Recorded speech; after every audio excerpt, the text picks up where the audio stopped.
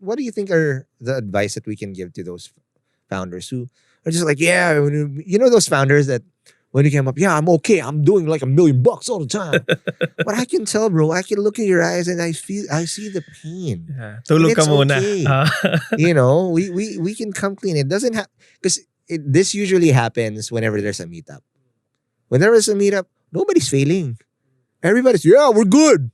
We just hit these metrics. Blah, blah, blah. And that's fine because you need to show that to investors.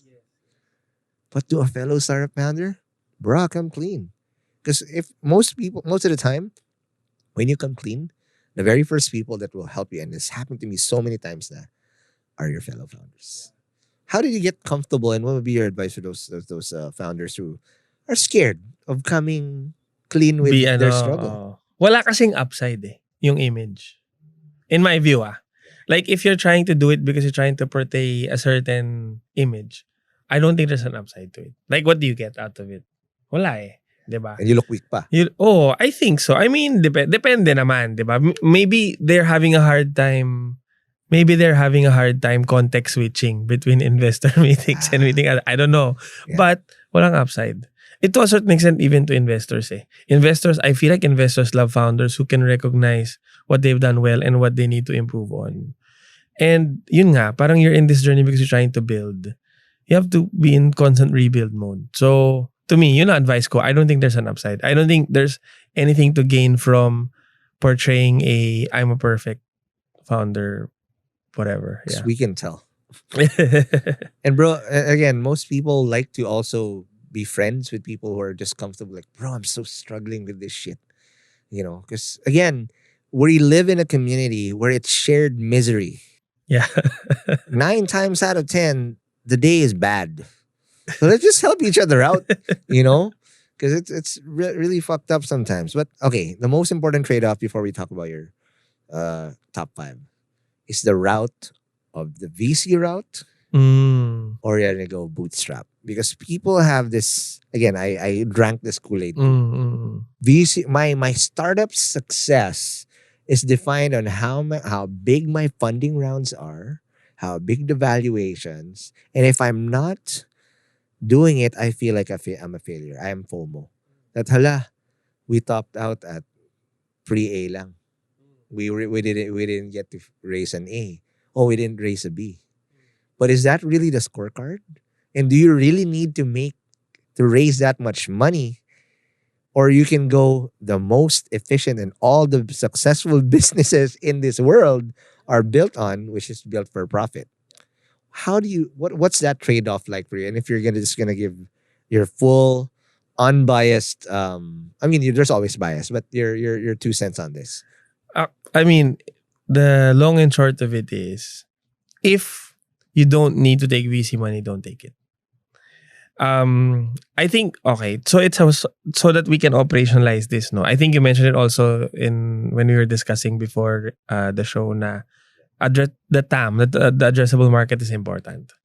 So, when you look at your valuation trajectory against what you think addressable market is, and there's a mismatch, don't even try. Because they will always, look, again, a TAM, knowing what I know now, a good enough TAM should be at least in the $2 to $3 billion range. At least. That means the market's is big enough for multiple players to win. Yeah. And if you just get 1 to 2% of that market, you're probably $1 million or $1 million startup or $1 billion startup or something like that. Yeah. Right? Yeah. Something that you have a chance to win, and it's not zero sum. Yeah. Right? Or siguro, ito na lang, a little bit easier, no? You go to BGC, you go to Makati, right? How many people eat in fancy restaurants, drive fancy cars? How many of them are in startup? Very, very few. Yeah. Meaning, it's not the only way to get to financial freedom, diba? It's one way. But you need to really be sure that that's, like for our business, because it's a capital intensive business, I don't have a choice. That shit's expensive. You're talking about trucks? Thousands of trucks, bro. If I take the non-VC route, I would own 1% of the company today, right? Oh, you have a fleet of tricycles, bro. So Toda. in You have our a Toda business. Yeah, correct.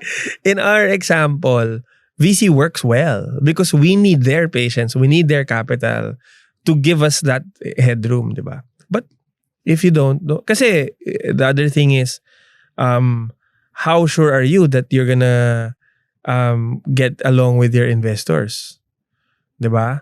And that's another dynamic.